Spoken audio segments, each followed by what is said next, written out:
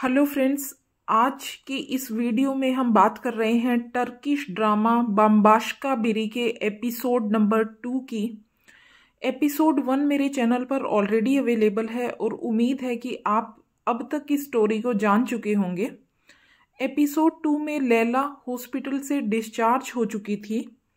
किनान जो हर वक्त उसके साथ था और अब भी उसे अच्छे से रिकवर होने तक हॉस्पिटल में रुकने की सलाह दे रहा था, उसके साथ ही हॉस्पिटल से बाहर आता है। जैसे ही दोनों लोग बाहर निकलते हैं, एक लड़की जो कॉलेज में पढ़ती थी और अपनी कॉलेज फीस को जुटाने के लिए बुक्स बेचती थी, इन्हें मिलती है। बुक्स को बेचना चाहती है और किन्नान उसकी हेल्प करने के लिए उसकी सब बुक्स खरीद लेता है। लैला किन्नार की इस डिफरेंट पर्सनालिटी को देखकर काफ़ी खुश थी। जब गाड़ी में दोनों बैठते हैं तब लैला एक बार फिर से किन्नान को अपनी जान बचाने के लिए शुक्रिया अदा करती है, जिसके बदले किन्नान उसे एक पोइट्री सुनाकर फिर से बताता है कि अब उसके दिलो दिमाग में लैला ही लैला है। और लैला इस बार फिर से उसे बता देती है कि अगर ऐसा वाकई में है तो किन्नान को लाइफ में हमेशा उदास ही रहना पड़ेगा। इसके बाद किन्नान लैला को उसके कोर्ट में छोड़ देता है, जहां पहुंचते ही लैला को कमिश्नर रफीक का कॉल आता है, जो हामदी के मर्डर केस को अभी भी इन्वेस्टिगेट कर रहा था। पूरा दिन ऐसे ही गुजर जाता है और रात को दुआन इदरिस से मिलने जाता है। दुआन, जिसे सब याद था कि बचपन में कैसे उसके ऑर्फनेज में कुछ लोगों ने आग लगा दी थी, कैसे उसकी दोस्त जैनब को वो बचा ही नहीं सका था, किस तरह से कुछ लोगों ने बड़ी आसानी से उन बच्चों को आग के हवाले कर दिया था। दुआन जितना उन चीज़ों को याद करता है, उतना ही 25 साल पहले लगी आग में फिर से झुलस जाता है। दुआन की जिंदगी का अब बस एक ही मकसद था, उस दिन के सब कातिल और हथियारों की जान लेना, जिसमें उसकी मदद आज इदरिस भी कर रहा था। इसी के साथ इदरिस उसकी बचपन की दोस्त जैनब का माउथ ऑर्गन देकर उसे उन यादों के पास भटकने के लिए फिर से छोड़ देता है। लेकिन इन सब के बावजूद इदरिस को ये भी पता था कि वो जो काम करना चाहते हैं उसमें एक दिन उनकी जान भी जा सकती थी। इन सब बातों के बाद दुआन और इदरिस अपने दूसरे मुजरिम को पकड़ने के लिए निकल पड़ते हैं।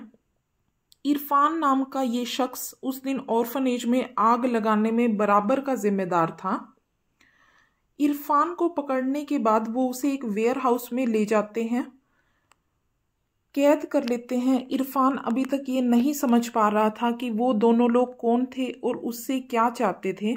एक तरफ जब रात में दुआन अपने मुजरिमों से बदला ले रहा था, वहीं दूसरी तरफ उसके घर में उसके बाबा तुर्रान, जो किन्नान नाम के एक छोटे से बच्चे को अपने घर पर लाए थे, उसके एग्रेशन की वजह से उसे साइकेट्रिस्ट के पास लेकर गए थे और साइकेट्रिस्ट ने उसकी ड्यूअल पर्सनालिटी के बारे में तुर्रान और उसकी वाइफ को 25 साल पहले बताया था, को आज याद कर रहे थे। और अब डर ये था कि सिर्फ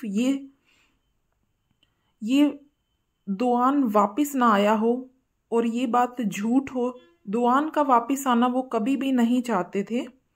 अगला दिन होता है, किन्नान अपने घर में है, ऑफिस जाने के लिए बिल्कुल रेडी है, जब उसके पास एक मेल आता है। सब्जेक्ट लाइन थी मैनिफेस्टो और सेंडर था वही मर्डरर जिसने पहले हामिद को मारा था, और अब उसकी लिस्ट में टर्की के बेहद सारे लोग थे। ये वो लोग थे जिन्होंने 7 सितंबर 1995 को कुछ ऐसा किया था जिससे अब उन्हें अपनी जान देकर ही चुकाना था।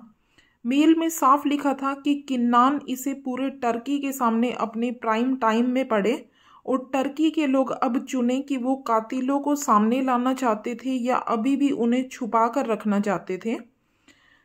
इसके बाद किन्नान के बाबा तुर्रान उसके घर पहुंचते हैं, क्योंकि वो दुआन को वापस लौटने वाला सच जानना चाहते थे, जिसके लिए वो किन्नान के घर में उसके पेन स्टैंड में एक कैमरा छुपा देते हैं। किन्नान अपने बाबा से मिलने के बाद जल्दी से रेडी हो जाता है और ऑफिस के लिए निकल जाता है। ऑफिस पहुंचकर मेल के बारे में वो अपनी चैनल ओनर नुकेत को बताता है और उसे ये मेल जल्द से जल्द पढ़ने को बोलने वाली नुकेत अब उस पर प्रेशर बना रही थी कि इस मेल को पढ़ने के बाद उनके चैनल की रेटिंग जल्दी ही बढ़ जाएगी। किनान अभी भी सोचना चाहता था कि क्या ऐसा करने से वो कहीं मर्डरर का साथ तो नहीं दे देगा, और यही सोच सोचकर वो इसे होल्ड करवा देता है। नुकेत मामले को दुनिया के सामने लाने के लिए अपने फेक सोशल मीडिया अकाउंट से ये न्यूज़ फैला देती है कि उनके पास मर्डरर का एक मेल आया है।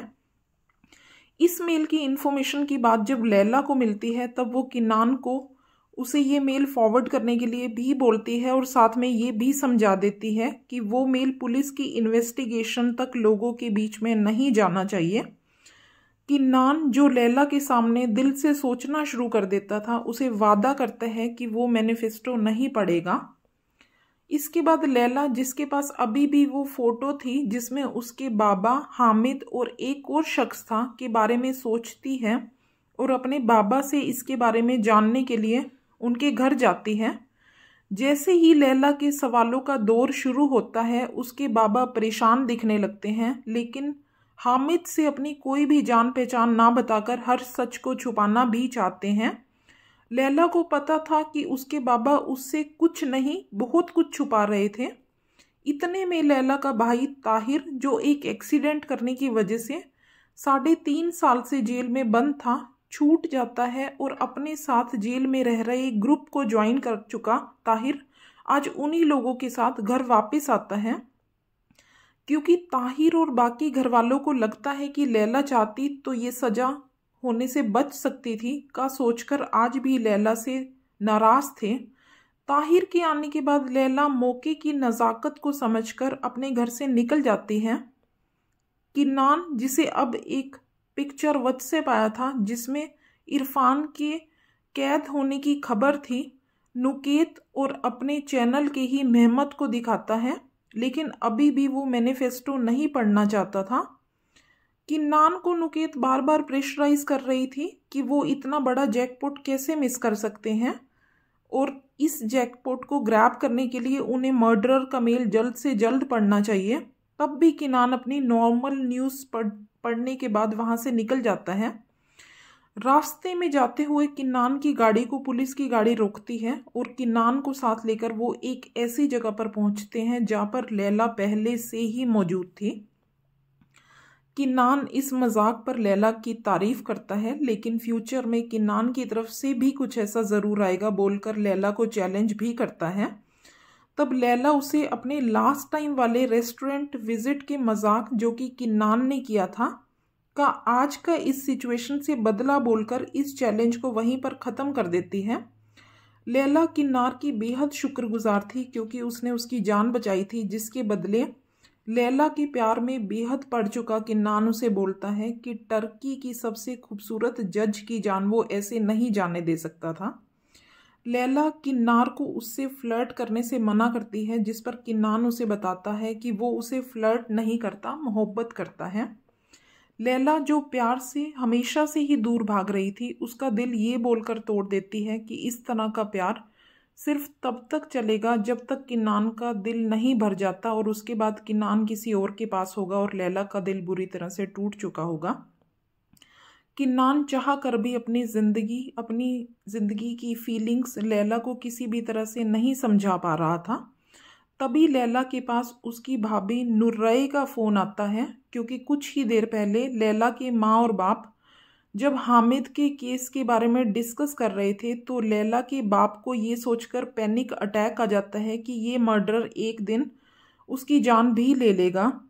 जिसके बाद उन्हें हॉस्पिटल ले जाया जा रहा था और हॉस्पिटल जाते समय लैला का भाई ताहिर, उसकी माँ और नुर्रे लैला के बाप की इस अटैक का जिम्मेदार लैला का आज सुबह घर में आना को मानते हैं और उसे हॉस्पिटल आने के लिए कॉल करते हैं। लैला घबरा जाती है, लेकिन किन्नान उसे लेकर उसके बाबा के पास हॉस्पिटल पहुंचता है। वहां पहुंचकर ताहिर अपनी ज़िंदगी खराब होने का और अपने बाबा की आज की हालत का कसूरवार लैला को ठहरा देता है। लैला ताहिर पर चिल्ला रही थी कि ताहिर को लैला ने कभी नहीं बोला था कि वो किसी लड़की को अपनी गाड़ी से कुचल दे। लड़ाई चल रही थी, किन्नान देख रहा था। किन्नान चुप था और सोच रहा था कि लैला की ज़िंदगी तो बेहद सारे ट्रबल्स में है। अपने बाबा के ठीक होने पर अपनी माँ को अलविदा करके लैला वहाँ से किन्नान के साथ ही निकल जाती है। किन्नान उसके मूड को ठीक करने के लिए उसे समंदर किनारे ले जाता है और लैला से उसकी लाइफ की प्रॉब्लम्स के बारे में जानना चाहता था, क्योंकि वो उन्हें अब ठीक करना चाहता था, जिस पर लैला उसे कुछ भी डिस्कस करने से मना कर देती है। किन्नान लैला को उसके गेस्ट हाउस में ड्रॉप कर देता है, जहां उसकी दोस्त यास्मीन उससे मिलती है।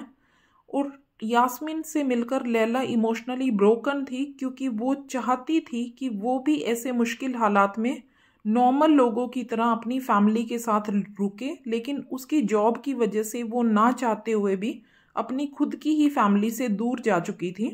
यास्मीन उसे चुप करवाती है, जिसके बाद लैला अपने गेस्ट हाउस पहुंचकर कमिश्नर रफ़ीक से बात करती है, जो उसे बताते हैं कि उन्हें इरफान की लोकेशन के बारे में कुछ पता चला था और वो एक रेस्क्यू टीम लेकर उसे वहां बचाने के लिए जा रहे थे।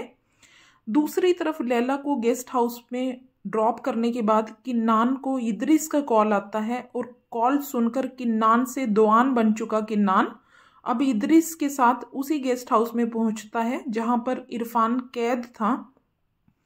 इरफान किन्नान को देखते ही समझ जाता है कि उसके सामने टर्की का फेमस न्यूज़ एंकर खड़ा है, लेकिन दोआन उसे बताता है कि वो किन्नान नहीं, वो बच्चा दोआन है, जिसके अनाथालय और उसके साथ के बच्चों को उन्होंने जला दिया था, और आज बारी थी उसी के जलने की, जैसे उन्होंने उन बच्चों को जलाया था। और इतना कहने पर दोआन उसे आग लगा देता है। इदरिस दोआन को लेकर वहां से भाग निकलता है, और तभी वहां पर फायर ब्रिगेड पहुंचती है और इरफान को बचा लेते हैं। रफ़ीक कमिश्नर की टीम, जिसे इरफान का अब तक गलत एड्रेस मिला था, अब ठीक एड्रेस मिलने पर उसे वहां से निकालकर हॉस्पिटल ले जाते हैं।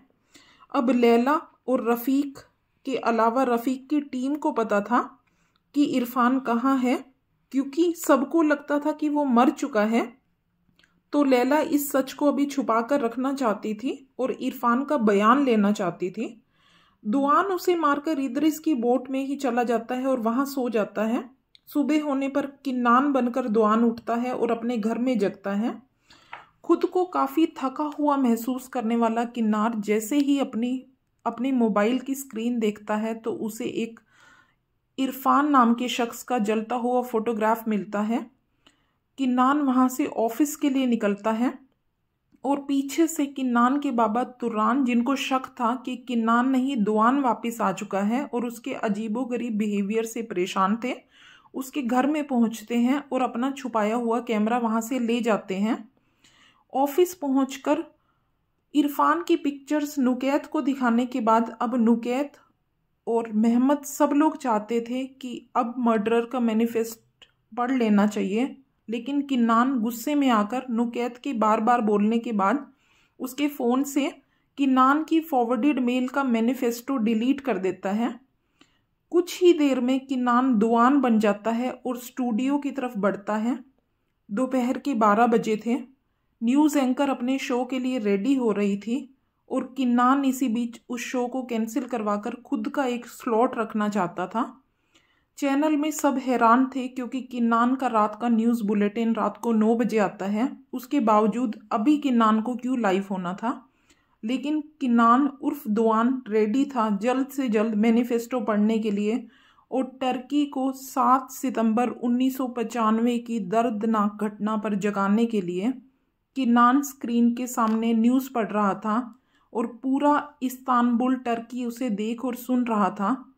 किन्नान के माँ बाप उसके फेशियल एक्सप्रेशंस देखकर अंदाज़ा लगा पा रहे थे कि वो किन्नान नहीं दोआन है। टर्की ये न्यूज़ सुनकर डर चुका था, और लैला गुस्से में किन्नान के ऑफिस में पहुंचती है, जहां उसकी पहले किन्नान से सबके सामने लड़ाई होती है।